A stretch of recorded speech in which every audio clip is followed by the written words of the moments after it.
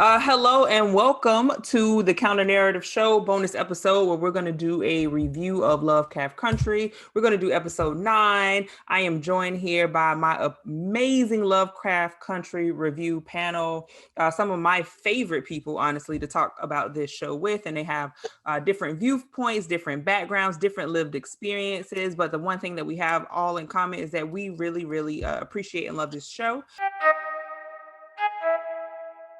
I need to know everything, who and the what and the where, I need everything. Trust me, I hear what you're saying, but act like it's new what you're telling me. I'm curious, George, I hop in the Porsche, 5 and a horse, I'm ready for war, I'm coming for throats, and turn to a ghost, I need to know everything. I'm going to give each person about 60 seconds to just introduce themselves and say hi, and then we're just going to get into the show. I'm going to kick it off with Breon. Hey y'all, I'm Breon. I'm a poet and an arts administrator. Yep. And Khalil. Good evening. My name is Khalil. Just a brother that likes to watch TV. Oh my God.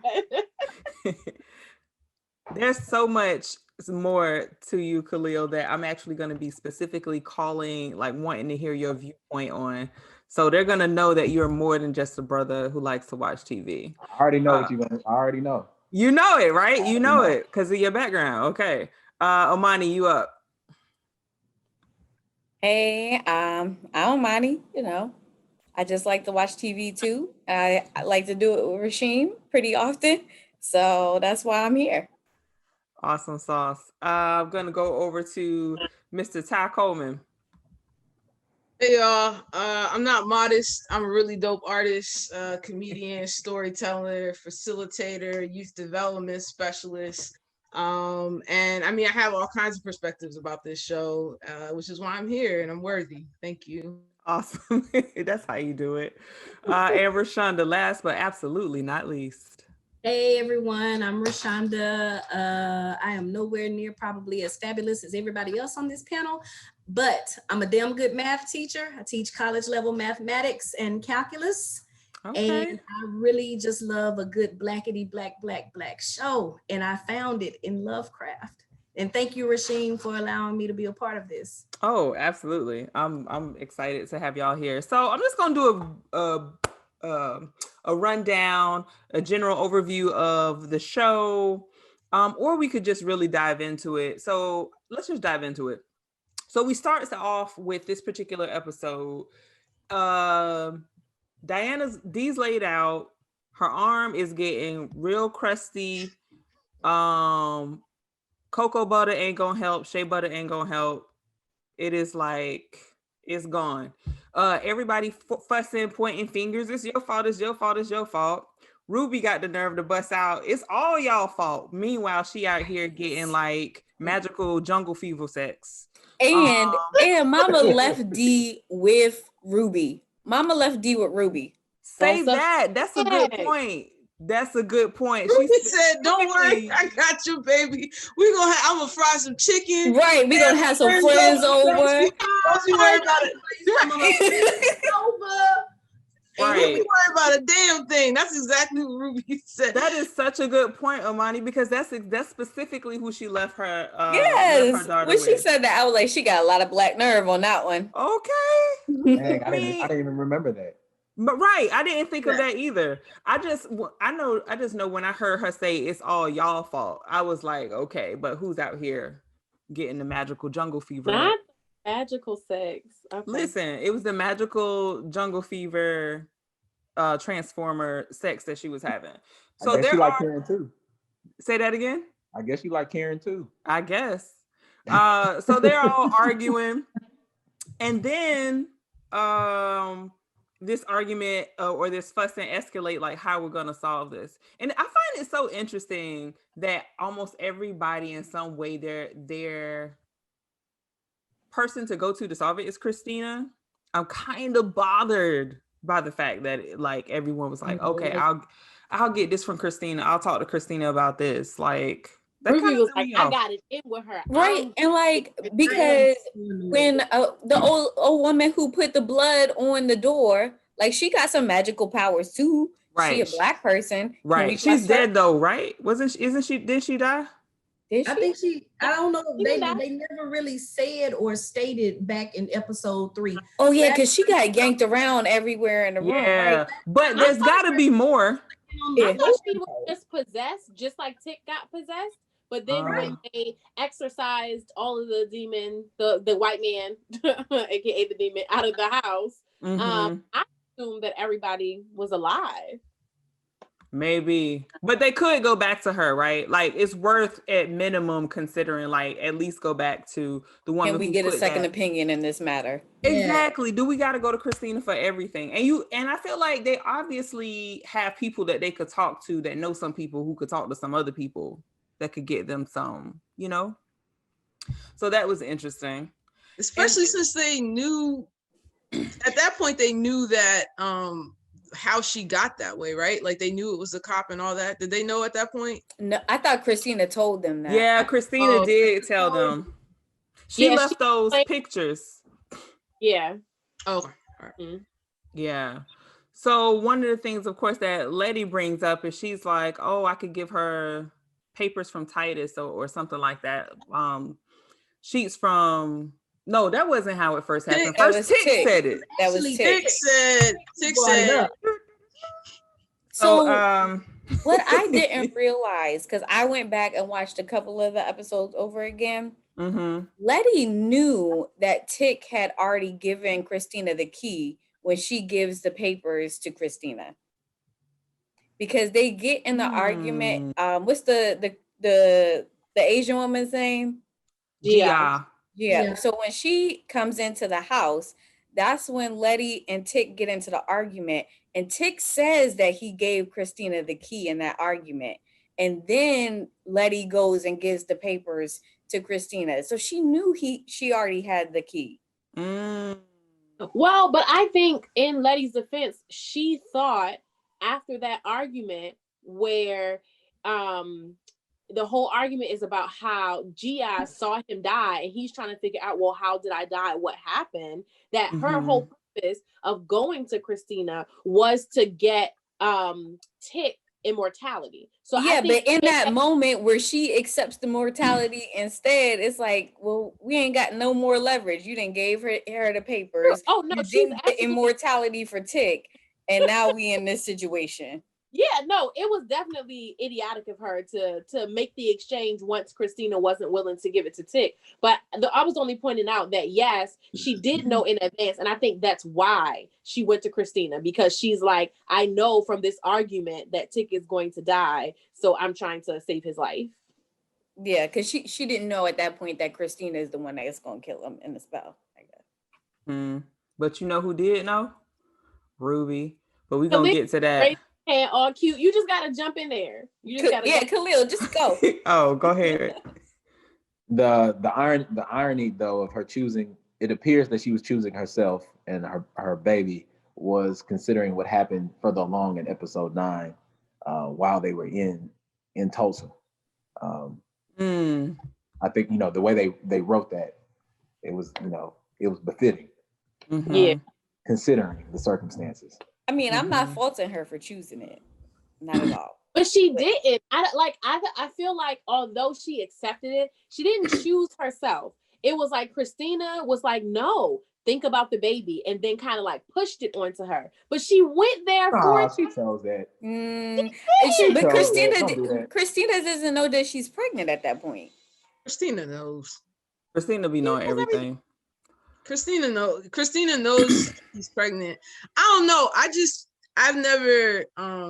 I've never carried a child, but I've been mothered before, and I feel like my mom is gonna do whatever it takes to save, to take care, to save me. And I've witnessed her pregnant, and in when she is carrying a child, she's very protective over that process. So I feel like, yeah, it was a choice, but then I don't know, when you're offering a mother the chance to save their child forever, is it a choice, or is that like, what else is she gonna do? I definitely feel like it would have played different in my thinking about it if it was just Letty and she wasn't pregnant. But the fact that she's pregnant, I feel like I have a different view of her making that choice of like, I need to protect my baby. So after that scene, and first Tick says, I'll give Christina the papers, and Letty's like, but I already. And then Montrose, you see another parent coming because they're being protective of their child. Montrose is upset because it's like, you just killed my son, basically, is what his thinking and feeling are. So you just see these two parents doing what they feel like they need to do to protect their child. Christina comes. She's standing over. She's like, all right. She's looking at the pictures. How good is this this young woman, this young girl as an artist, to be able to draw and depict what she went through enough so that someone else could decipher it and say, okay, this is Captain Lancaster. Looked like she was in a car. Looked like this happened. And then to be able to take that and say, you know, this is who did it. We just need to get his blood. And they're like, oh, he was killed in the explosion. Oh, and taking it back to a previous conversation we had, it was a Black person's body, remember? Yeah. His torso was just dead, and y'all were like, no, that's a Black person's skin. And I was convinced I was right. I was wrong. You know, I'm able to it's wrong. All good. It's all like, good. They've been snatching Black bodies to keep this alive, and it just gave me all the Henrietta Lacks, John Hopkins history vibes. Yep. I was just, wow, this is a lot. But I just wanted to. They said that real casual too. Right. It was like, we got a nigger. We can't keep snatching bodies. People are because we can't cover this mess up. We can't keep right. They said that like another body, all of that. Mm-hmm.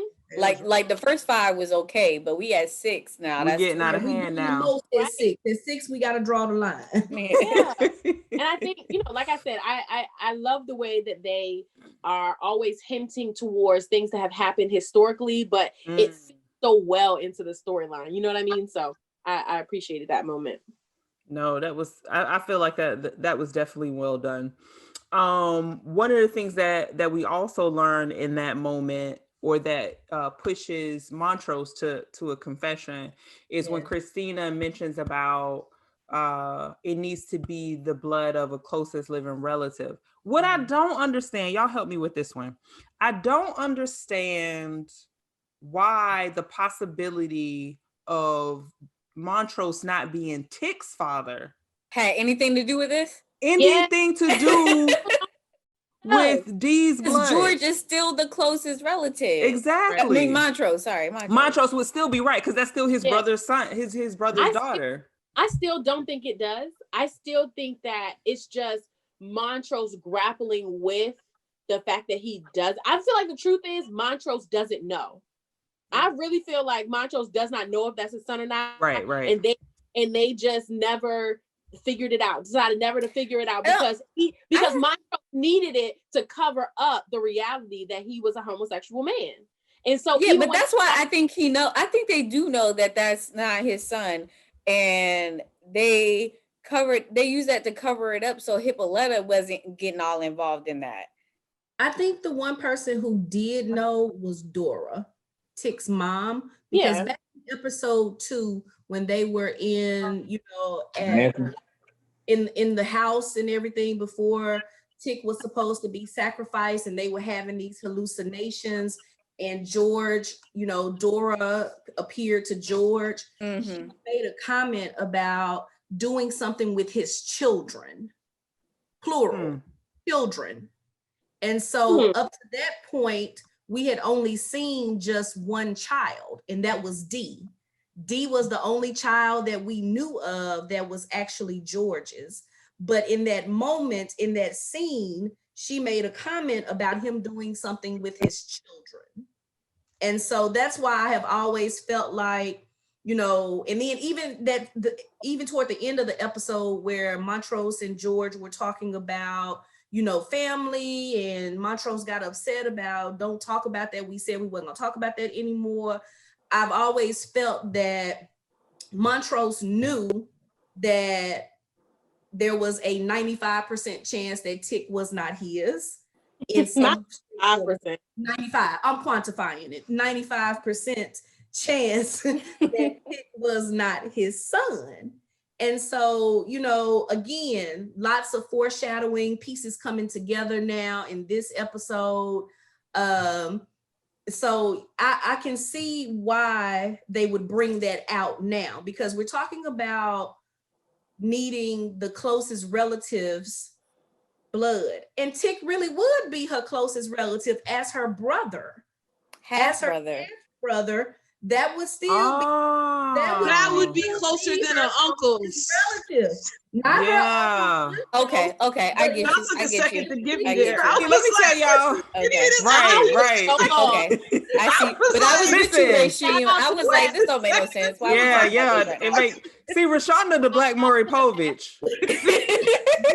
she the person in the hood that say, and the daddy is yours. You just went all the way around. You are the father.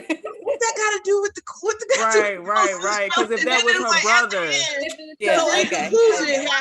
So my aunt does all the genealogy stuff. She told me she was gonna give me a lesson. I missed that class though. Listen, you take Rashonda's class. She the Black Maury.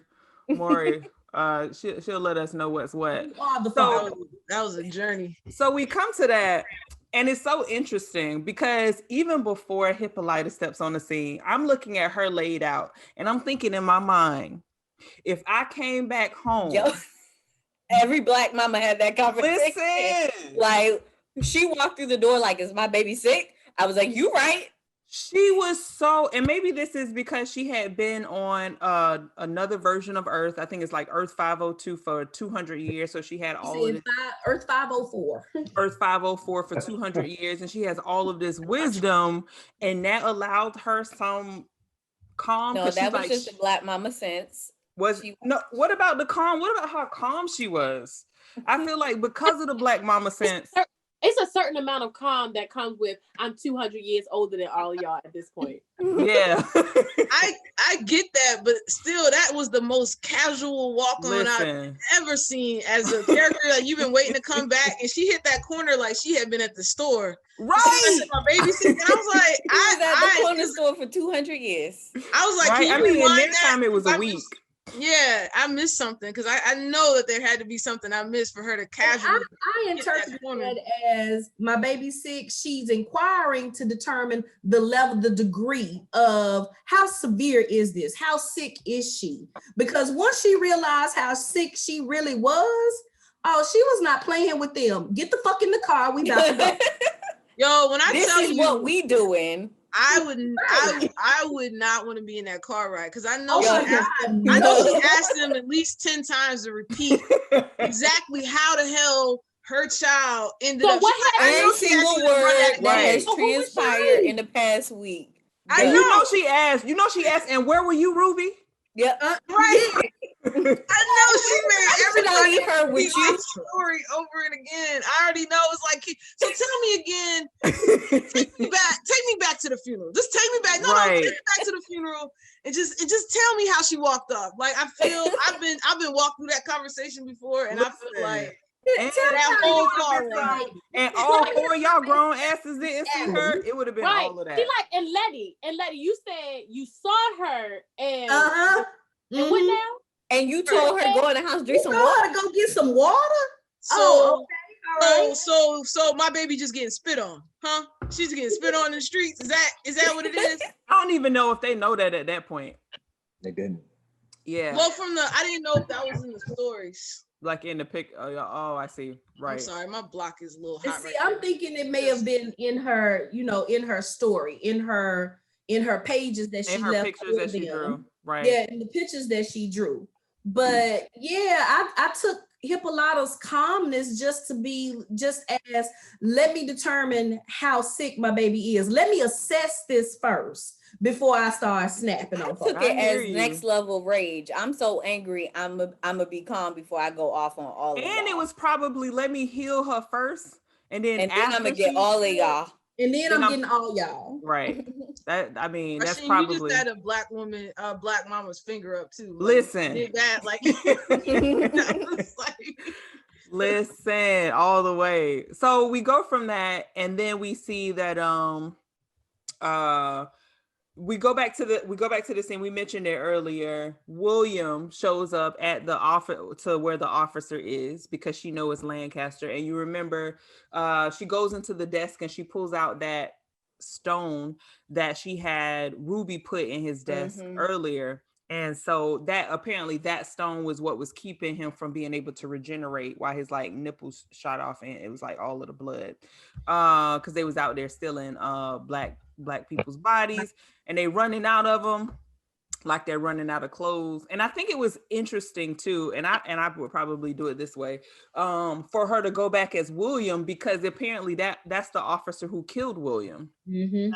So for her to go back as William, I think that meant something. So they go to the conservatory and they're getting ready to do the thing with the multiverse. And did you see that Misha Green posted that it was a mistake? The wrong location. The map said Kansas, but it was really in Kentucky. Kentucky, I saw that. Yeah. Got it. So all of this is they're all going back there so that they could get back to Tulsa 1921 because that's where the Book of Names was burned in the fire in the Tulsa massacre. Now, before we get into all of the depth of the story, I just want to pause for a short little bit and just talk about how much I appreciate this show and other shows like it that are highlighting certain aspects of our history. With the Tulsa massacre. I know a lot of us probably here are already familiar with Greenwood, Black Wall Street, how successful it was. This is just 40 years out of slavery too. I think that's a really big thing. So you could be 60 years old, had been a slave, and now you are seeing the Black, you are seeing Black success. So there are Black businesses. There are the hotel. As a matter of fact, that they were in was a Black owned. There was a doctor, a famous Black doctor that was killed in the fire. And the Tulsa massacre sparked when a young man by the name of Dick Rowland, who was an elevator operator, was accused of raping a white woman named Sarah Page. The assault never happened. But that it resulted in the destruction of 35 blocks, injuring 800 people, 36 known deaths, thousands of people that were homeless. The massacre was supported and upheld by the local and federal government. I mean, I think that's really important to say that this wasn't a bunch of vigilantes. This wasn't a fringe group. This was white men who were then deputized by the local and federal government and given permission to literally massacre and destroy an entire 35 blocks. And I think that telling that story, and you mentioned it earlier, Breon, the way in which they put these stories into context. They talk about Emmett Till, and that's part of this storytelling, and they talk about the Tulsa massacre. And there's this like burying of history that is done so often, but I'm really appreciating the writers and other artists for like kind of bringing that to light. And I remember seeing it earlier in Watchmen. Does anyone, before we get into the storyline of it, want to say any more on the Tulsa massacre? I don't think I was trying to say anything about the Tulsa massacre in particular, but about how they weaved it in. So I was talking to some friends of mine and they were saying it was so much more poignant the way it was told in LoveCraft Country, because like this is also the storyline in Watchmen is how it starts. And you might find other mentions of the Tulsa massacre, but here I think they tell more of the specifics. Like, he was like, my friend was like, when they were talking about how the prom was canceled or how they arrived at the Black owned hotel, or like, it was just so particular. It wasn't just you are in the thick of it and you see the town get eviscerated. It is, you get to know the people, even if it's just briefly right before that moment. So you get so much of that day. And then, you know what I mean? The massacre occurs. And I think that is what was so impactful about the way it was presented in LoveCraft Country. So that's what I wanted to say. Mm-hmm. This was by far the most emotional episode for me. Mm-hmm. By far. I've watched it 2 times and I cried both times when I watched it, simply because you know, hearing about it, reading about it is one thing, but to see, like Lady Breon said, the depth and the detail of the events, to see the reenactment in that way, it just stirs up. It's for me personally, it just stirred up so many emotions and everything. And so this was by far the most emotional episode for me. Yeah, before we get into the storyline and everything, I just want to, and I think Rasheem, we were talking about this earlier, but like how beautiful the people look. Like when we were watching that episode, like I myself, you know, as a hoodie and sweatpants aficionado, I was like, I need to step it up. I need to be a better person because when I was seeing all, and this is like we are getting dressed to go to the store. Like we are getting dressed. We are getting dressed because you can't leave the house any other kind of way. I had the same thought because they were like, "Oh, we have to fit into the times," and so they changed into like suits, like full on suits, and like a like dress. Letty had on a whole like gown situation, like she was about to go out and party. I'm like, that's what you had to put on to fit in in Tulsa in 1921, like. And we on the counter narrative cited Agostini, who's a poet. She was talking about like just the importance of when we talk about Black history, just like the living part of the history. And that's what this show reminds me of. It's just like the living part. A lot of times we just get slapped with the trauma and we don't get to just celebrate who we were. And even though I knew what was going to happen, I knew it was Tulsa, I knew everything else, it was still so wonderful just to watch that camera pan on Tulsa and just see the people and see the bustling and see just like the kids just having a normal, because that's what it was. Like it was a day, they were just, they thought the worst thing that was about to happen was their prom disappointed, just to see how they came together. It's the fact that Letty was just a stranger and they were just like, well, squad up, you know, like just seeing those living parts of our history as a living thing, even though it was gonna be this trauma attached to it. I don't know. That was beautiful. That part did feel really good. Yeah. It was definitely something worth mentioning to me to see like how much pride they took in dressing and being in suits and that whole thing. And I also feel like it deserves noting, and I'm gonna say I definitely knew about the Tulsa massacre before this show and before Watchmen, but there were other massacres that I just started looking into and digging up. That wasn't the only time that white people just went apeshit on Black town. So here's a few, if people have a pen and they want to write it down and they want to go and check it out later. One of the first ones was in 1863, in New York City, there was something called a draft riot. In 1906, there was an Atlanta race riot. In 1917, there was East St. Louis massacre.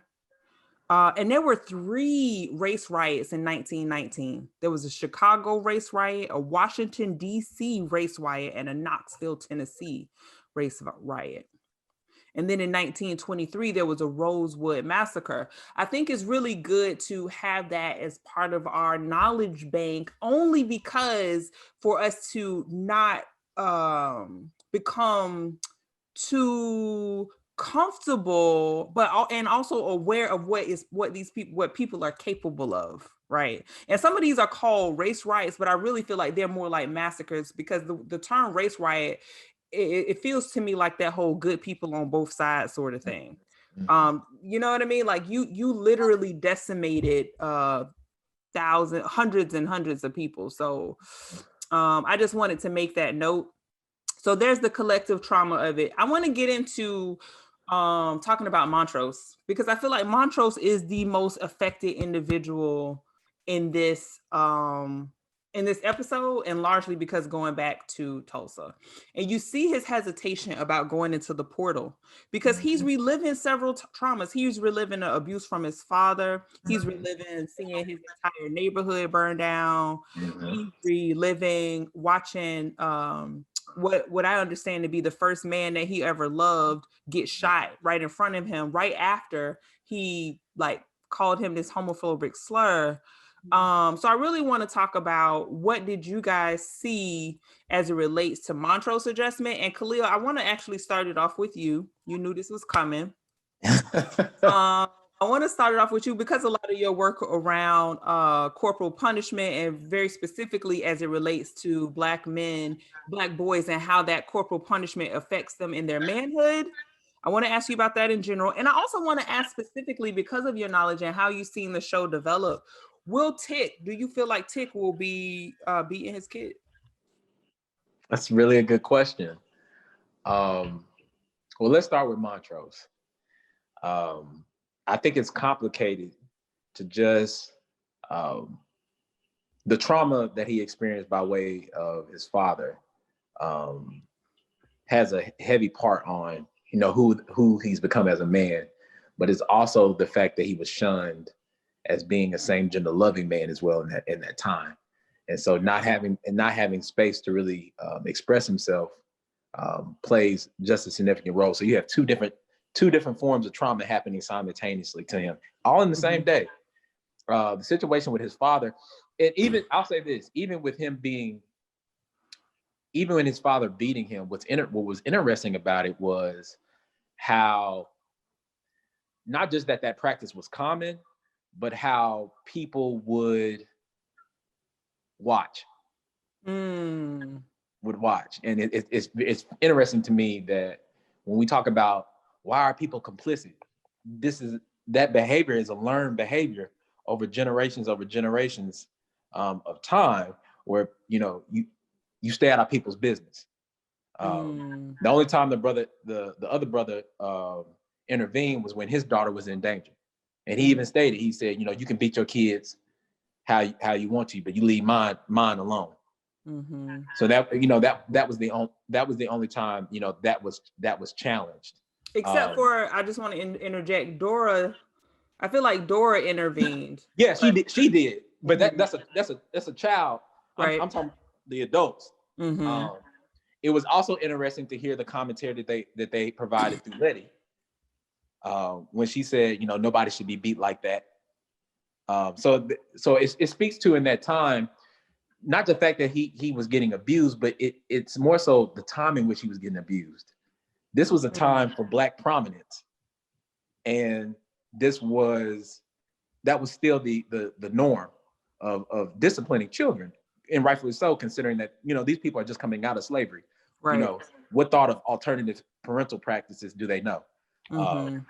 But the effects of it, the immediate effects, he just simply was trying on his brother's outfit. It was a very trivial reasoning.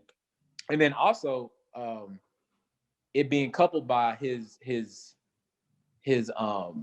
older brother getting blamed by Dora for not stepping in, and even Montrose having to say, I was like, she basically didn't know what she was talking about. Like, there have been many times where he stepped in. It speaks to the bias in how we see things as well. So it's a lot of things that he was experiencing in that one time, and what was normalized. And so if you're a man, particularly like Montrose, who is your same gender loving, and then what it is, the blueprint of manhood that you've experienced is one where not only do you suppress your emotions, but you detach based off the physical trauma you've received. It's only natural that the only best way I know how to make that life is pass that along. And so that is what Tick received. Now, Tick comes from a different generation from Montrose. So his thought process was a little bit more liberal. Now he got a first eye view of what Montrose went through, his alleged father. And to answer your question, whether Tick will whoop his child if he survives this in this next episode, right? If he survives, I would say it could go 50-50. And the reason why is because old habits die hard. And if there's no reinforcement from the system that somebody lives in to change the behavior, I don't see the incentive of it happening. He may go about it differently, but the fact that it just be completely eliminated, I mean, he gonna have some pushback if that spell is still in effect. That invincibility spell. True. His son gonna be like the baby.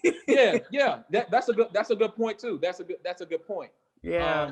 But I definitely think it speaks to this idea of, and this is my bias, even in my research. Here you are in a time frame in which we were prominent, but there were still social issues that we were dealing with that weren't even addressed, and even to this day, we don't really fully acknowledge it. We don't fully acknowledge the emotional trauma that we carry from some of the ways that we've been conditioned, and how we condition each other. Particularly, we're talking about corporal punishment. And I just thought it was, as a researcher, I thought it was cool to how they showcased it. I thought it was cool it was painful to watch, but at the same time, I thought it was very accurate. Okay. Anybody else have any comments around just giving more attention to like this experience that Montrose is having? I was just curious. I just have a question. Was the father beating Montrose because he put a flower, like the corsage, in his hair? That's what it was. Not trying on his clothes. I thought original George and Montrose says it's because of the jacket, but then you hear the dad say something about the corsage. Okay. Yeah. Okay. Yeah, I think around just Montrose's experience in going back to Tulsa. Yeah, I had when just the hesitation that he had and Tick's just angry impatience with his father. And it's like, on one hand, I do understand, like, this man is the source of a lot of your trauma, and you have so much I would say righteous anger towards him for how he treated you, and also as a person who's been treated this way, not understanding when you've been harmed like that you still can cause harm, and that you're still like kind of accountable for the harm. And I think that's one of the things that I don't really see in Tick in general, is like his accountability for harm that he does, especially with his father, but in general anyone around him when he's mad. I think one of the things that stood out about this, in addition to watching Montrose, because we already kind of knew how Montrose grew up because it's been talked about, so that wasn't surprising. It was visceral, but it wasn't surprising. His interactions with the young man, that he was saying that I don't love you because I'm not that way. When the white people approached, they called him both slurs, right? And one thing that was remarkable to me, these were adults that were calling him that. So he was known, that young man was known in the whole entire town as like the gay kid, and like that's how he was known, because these white adults, because we assume that white people have some separation from the blacks in town. The fact that they were adults, the fact that these were kids, I think they were like 13 or 14, but he was still known to those people as that, means that kind of adds to the fear that Montrose's father had for him. And a lot of times these choices that parents make, and particularly Black parents, they are those choices out of fear for what's going to happen to them. Not always just like, I only want you to be this way, but also I'm terrified of the world for you because I know what the world does to people like you. And they kind of showed an example of how that person was treated. So I thought that was an interesting little tale that they added there. And I can't imagine, like, even it reminds me of like really intensive therapy when they ask you to like go back to that moment, and it's like, that's the last place I want to be. And in the beginning of the series, I said that I felt like Montrose was drinking at something, and I felt like that episode really showed what he's been drinking at this whole time. It's more than just being this closeted male. It's like, this is the source of the trauma.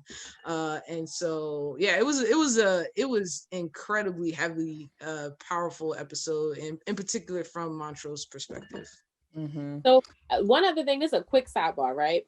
Go for it. When I saw the scene where where the father is beating Montrose, for me, it really made me think about the way, how Black people, they consistently kind of joke around like being disciplined as children, and the go get the switch is always like the thing that's mentioned. That's the first time I ever seen somebody get beat with a switch. Wow. And it was I don't want to laugh. Let me just tell you from experience. Growing up in the South, go get the switch is a real thing. Oh, it was very, very real. I just felt like go pick your switch was real. First of all, that's psychological. Like, you want me to those words strike fear into your heart. Yeah. And absolutely. So you know, and like I said, quick sidebar, but I just felt like it was an intentional depiction of this. And like for somebody like me who don't get me wrong, I was disciplined. It just was never a switch. And so that's a thing that people would say and I would laugh at, and because in theory it's funny. It's not. And when I viewed that, I was just like, this really changed my mind about how I feel about that statement, and all the people who are that. And it's a science to which switch you pick too. Baby, because don't come in there with no wimpy ass switch, okay? Or else you're going to pick 3 more. Oh yeah, and my grandmother's yard had bamboo, so it ain't matter. It was gonna hurt. Yeah. So I feel like a particular kind of traumatic experience. No, it is because you're telling them I'm going to pick the thing with which you beat me. So that's like one level of trauma, and then to actually receive that beating is a whole nother level of trauma. I want to talk about Montrose still a little bit more, and I want to talk about 2 lines that he said that stood out for me. One of those lines was when he said, all I ever wanted to be was be your father, when they're in this alley. And to him, I don't think he knows whether or not Tick is his kid. I think he knows it's a possibility that he may not be. But I think it does not matter, because that is something that he's always wanted. And I think for him to have wanted that, I feel like, I don't know, there's something there for me. And then there's another line, and I don't have it exactly, but he says something along the lines of what he gave up. I had to kill the softer parts of myself to be your father. Yeah. That broke my heart. That broke my heart to hear him say that, because to me, that was like him saying, I had to deny who I truly am. And I've always had to deny who I truly am and who I wanted to be, just so that I can be your father. Yeah, that was heartbreaking for me. Yeah, I felt like I don't know if Tick got it in that moment, but it was one of those things that definitely that I definitely felt affected by. Did anyone else want to comment on that before we go into Tick stepping in the Jackie? I think he did get it, between seeing how the interaction with Montrose and his dad, as well as that conversation they had in the alley, and him telling him that and telling him some other things. I think in that moment he did kind of get it. I think he did start to realize just the depth of how much this man loved him, wanted to be his father, did the best that he could as a father based on, all the crap that he had gone through as a child himself. And I think in that moment, he began to understand Montrose a little better. Khalil, you wanted to jump in? Yes, I wanted to comment on the part where they recognizing Montrose is what he gave up. I think generally that's something that I think happens with a lot of parents. I think they give up certain aspects of themselves in order to ensure the life that they want for their kids, at least the best way they know how. Now, particularly for his circumstances, we were talking about him being able to express who he was as a man. And considering that time frame, obviously he wasn't going to be able to express who he really was and still be considered a respectable father for Atticus. I think now, and this could be reading into it, but I think, and when he stated, I had to give up the softer parts of myself, to die to yourself. I think that in some ways that has some level of religious implications as well, especially for those who identify as Christians. in the context of family. The idea of having to sacrifice, again, yourself in certain ways for the greater good of your family, especially if you have a partner, is it's a considered requirement. And I think when you add in the idea of the hierarchy of not explaining that to your children, but treating them a certain way because of that sacrifice, it leaves a lot of misunderstanding. That part. Yeah, that's what it is. And so my challenge to Black people is that you cannot fault your children for the sacrifices you made on their behalf if you don't give them the context of what those sacrifices is. If you don't conceptualize what it is you had to get through or go through to ensure they had a better life. You gave them privilege without context of the privilege. And I think the idea of wanting to shelter children from certain things, I get that. I do understand that, but the idea of it is like, if you think it's justified to beat them because of what you fear from the world, then I think it makes just as much sense to tell them what it is you've experienced and what the importance of things, so they conceptualize that as well. And I just feel like sometimes like we have leaned on this idea of staying a child's place, but you're beating them into for a world that's not going to view them that way anyway. So I mean, to me, that's what I see. I feel like it's inconsistent. Yeah, it's very, very inconsistent. It reminds me of two things. It reminds me of another parental figure, Hippolyta, and her shrinking. And hers was like a general shrinking in terms of fitting into this this family nucleus, because for a woman to have a family means a bit of a different type of sacrifice than what it means for a man to have a family. And so it reminds me of that.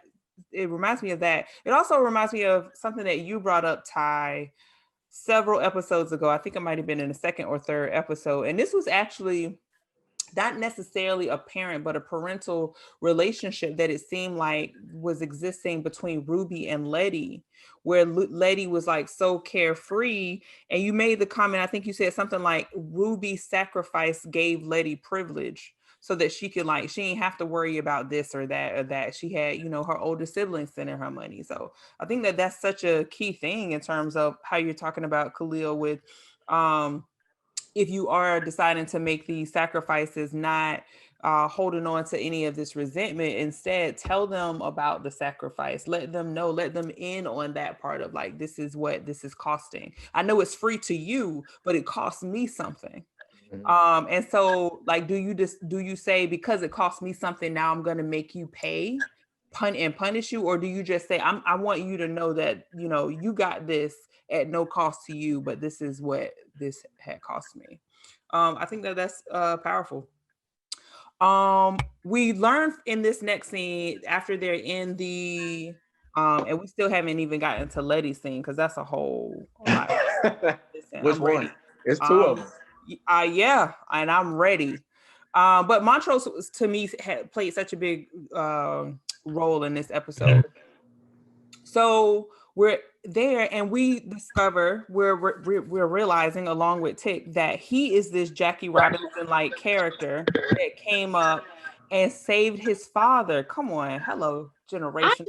I just want to say, it trips me out the level of foreshadowing that LoveCraft Country. Come on, because that's like episode 1. Yes. The opening scene is Tick's dream, in which the Jackie Robinson in his dream is slaying monsters, and then to find out, and all throughout the episodes, he keeps hearing this story that he knows by heart, and then to understand that through some change in the space-time continuum, that it's actually Tick that is the character in the story that his father and uncle tells him about all his life. And I was like, I hate time travel because it always makes my head explode. And that's what I because then I was like, yo, so he was meant to be here. He was here before. All of this was that loop, that time loop, it gets you. Loop.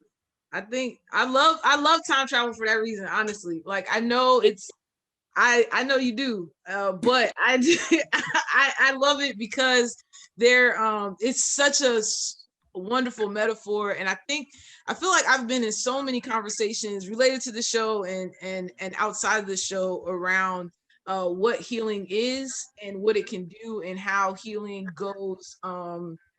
A friend of mine was saying how healing goes, right, it doesn't just go from here on, it also goes from there up. So like when we heal, we're not just healing our kids, we're also healing our ancestors and how like back up the line. And I think this show does such a dope job of really showing that and how healing really works for us, and how important it is when you heal, like you break something that is going to be broken forever.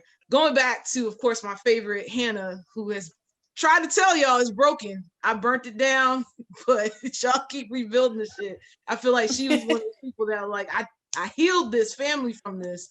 Because I wonder when they got the book of names, and she was like, no, not that either. I'm wondering if she's gonna show up. We've been here before. We already did right. that. Like, I was like, how many death by fires do y'all need?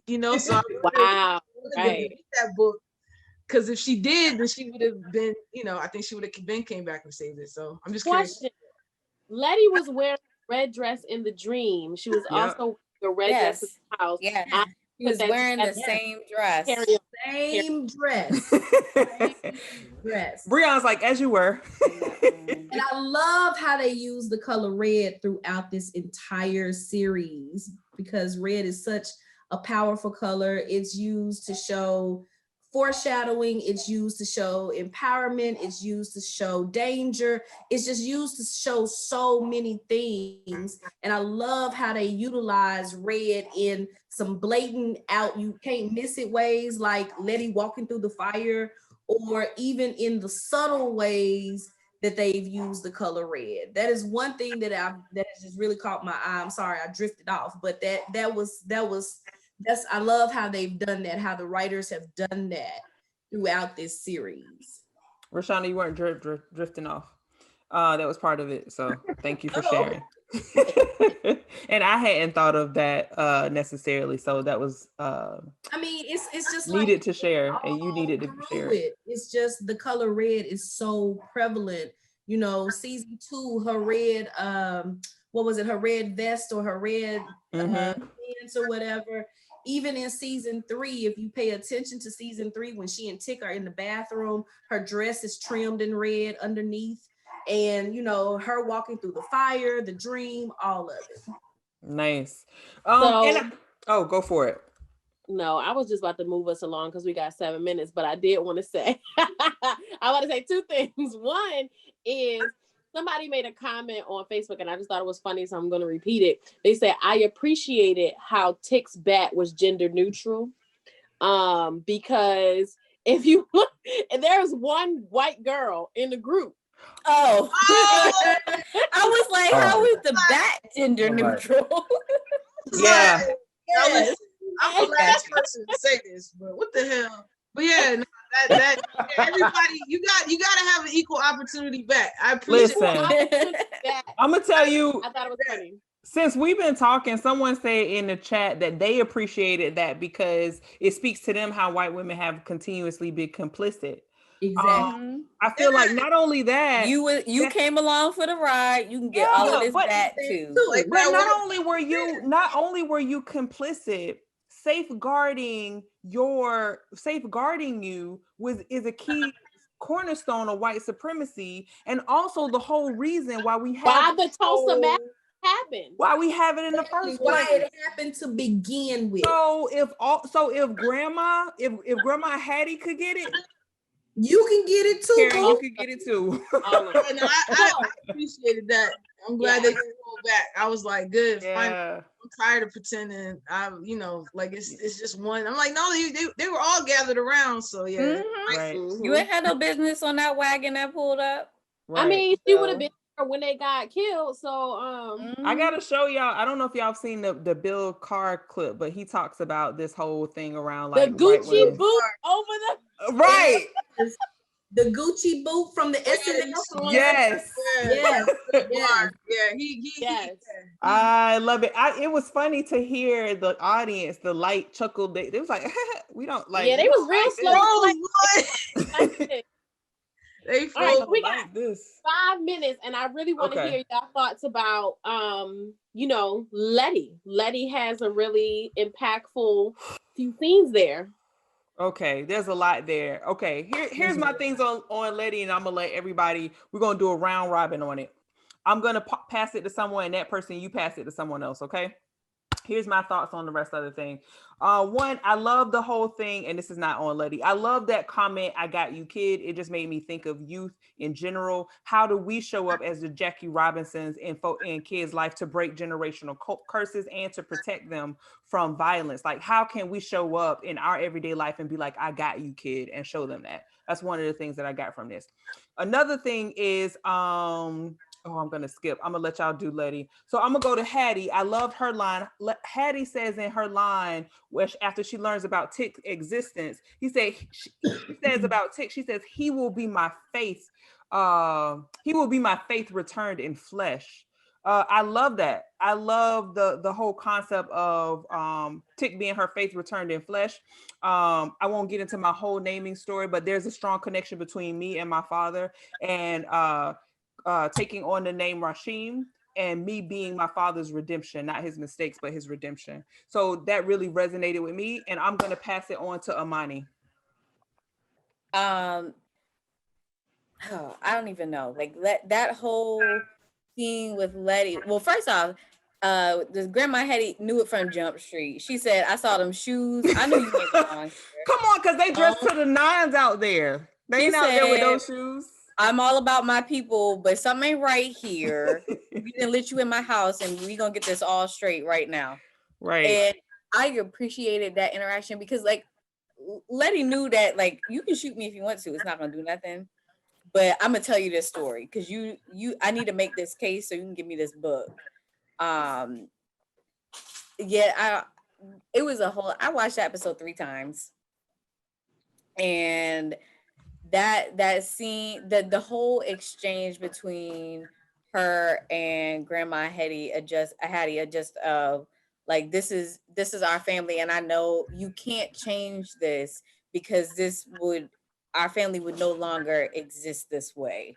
And just making that plea that, like, I took it as we went through these traumas, these, community experiences of massacres and racism and all of these things, but the way things happen, and this is what I appreciate about time travel and just getting through it, the things have to happen the way they happened. So, whenever somebody goes back in time, you can't change the storyline. And that's the consistency. And I appreciated that. I'm gonna pass it because we ain't got that much time. I'm gonna pass it to Rashonda. Oh, so for me, the conversation with Letty and Grandma Hattie, when Grandma Hattie was like, "We're gonna die here," that took me out. It flattened me out because at that moment she accepted what Letty was saying. She took it for truth. She gave her the book and she accepted her fate, realizing that there was nothing that this young lady could do to save them. And so that whole "we're gonna die here, aren't we?" just kind of flatlined me for a little while. As far as Letty, so much. But for me, her walking through the fire down the street carrying the book of names was so symbolic of how we as Black women are expected to save the world in every situation, in every case, how we bear these burdens on our shoulders, how we take up shit that don't even belong to us, but we make it part of our shit because Tick family wasn't her family, but because she's involved with Tick, she's taking on his trials, his tribulations, his family shit, and here she is walking down this fire flame street with this book that is going to not only save Dee, but impact their lives as well. So to me, that was Letty wearing her cape, as tattered and torn as it may have been. She was being Superwoman in that moment, and just a lot. So I'm gonna pass it to Khalil. I'll be real quick. I thought that when the great grandmother died of Letty's unborn child, it reminded me of the Buddhist monk who died in protest of Vietnam in the 60s.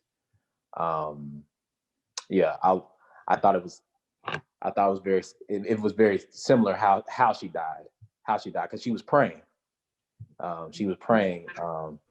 And Letty held onto her hand as long as she could. And I thought that was really impactful. I would have more to say, but time is running out. I'd like to pass it to Ty. That the scene with Hattie has me two questions on my heart. One, how are we gonna earn our status as an ancestor one day? And two, what have I been given from my ancestors, and how am I using it? Lady Breon, take us home. I want to take us home because I mean I gotta be super poignant. So no, I was gonna say it's funny. Khalil said something that I was gonna say about, like, I don't know, it was really powerful the way that she ended, or the scene when she prays and like Letty is holding on to her for as long as she can. Like, something about that was just really powerful to me. I think one of the things that was I don't know, it just was really hard to watch her to burn in that moment. Again, if we go back to how I was talking about the reason why some people felt like it was so impactful is because it was like you got into the granular like details of the Tulsa massacre. Like, everybody knows what happened, but the depiction of it, and I think a lot of that was felt in the moment where you see that house burn, you see her burn with the house, right? Like, that was that. I think that was just enigmatic of the whole Tulsa massacre experience. But I also thought it was interesting the way they just brought Letty in. Like, shit was going amok, and the family kind of just was like, we know you running for somebody, get the guns. They start shooting back on her behalf. Like, that also was super powerful to me. Like, Black people just protecting Black people that they didn't even know, like a stranger, right? Was also a really impactful moment for me. I'm going to say something that I think is not in line with anybody else. But y'all shouldn't have made me last. The one thing that was strange to me, y'all are in a whole nother time with a time portal being held open by Hippolyta. And it was like, why are you walking? I knew you was going to do that. I agree. Going to do that. I He totally did not agree. know that Hippolyta had a holding that portal open. I still feel like she was taking too long, and maybe because she kept flashing back. I was like, would you hurry up? Yes, I was like, why are you acting as if you have all the time in the world when in fact you not? So that was. I ain't with y'all on that one. But I agree. I will say this. As even though Letty was taking her time strolling down the street, I still think she was Superwoman in that moment. Oh my God.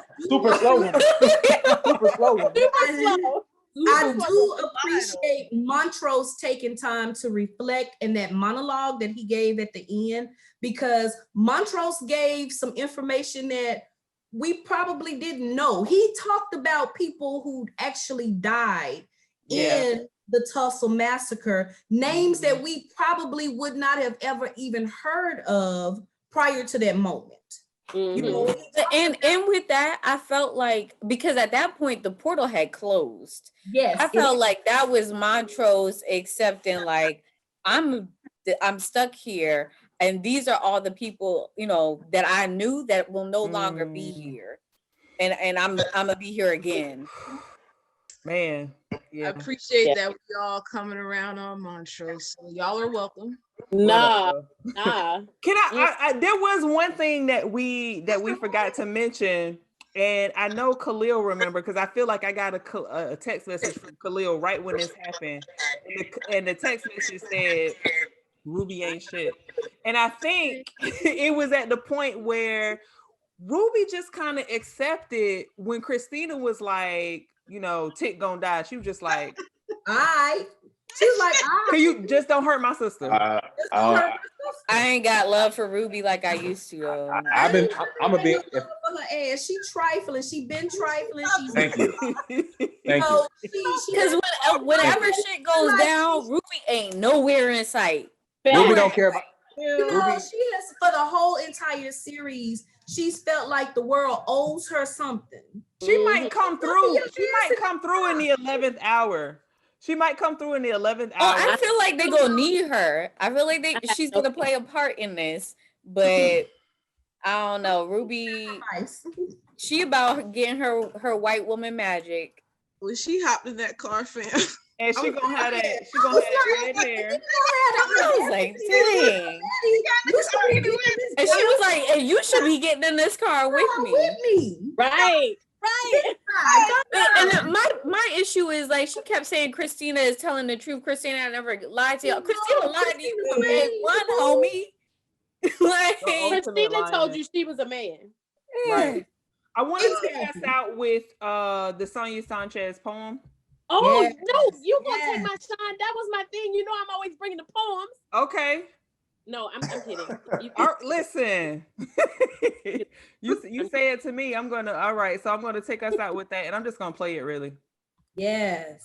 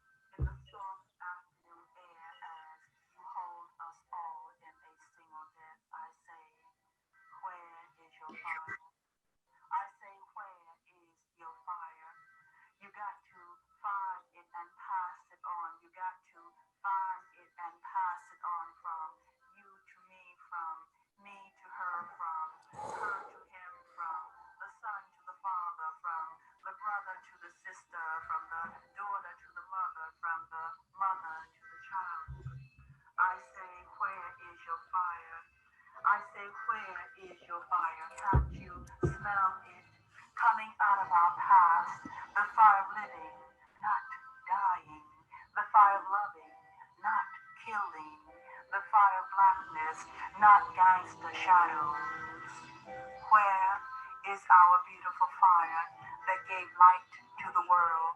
The fire of pyramids, the fire that burned through the holes of slave ships and made us breathe, the fire that made dust into chitlins, the fire that took rhythms and made jazz, the fire of sit-ins and marches that made us jump boundaries and barriers, the fire that took street talk and sounds and make righteous impotent rap.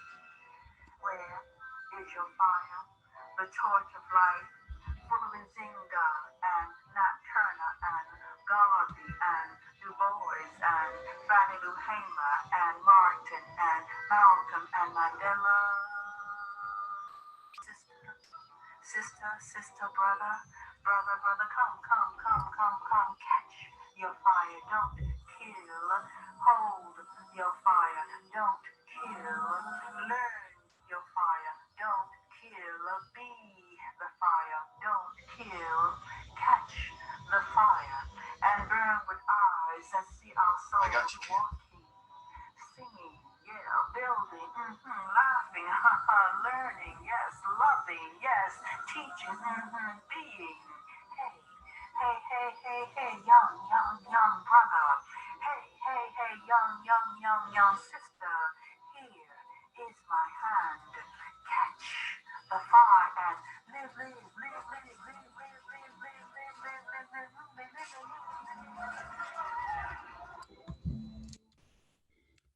And that is, we're going to end on that note.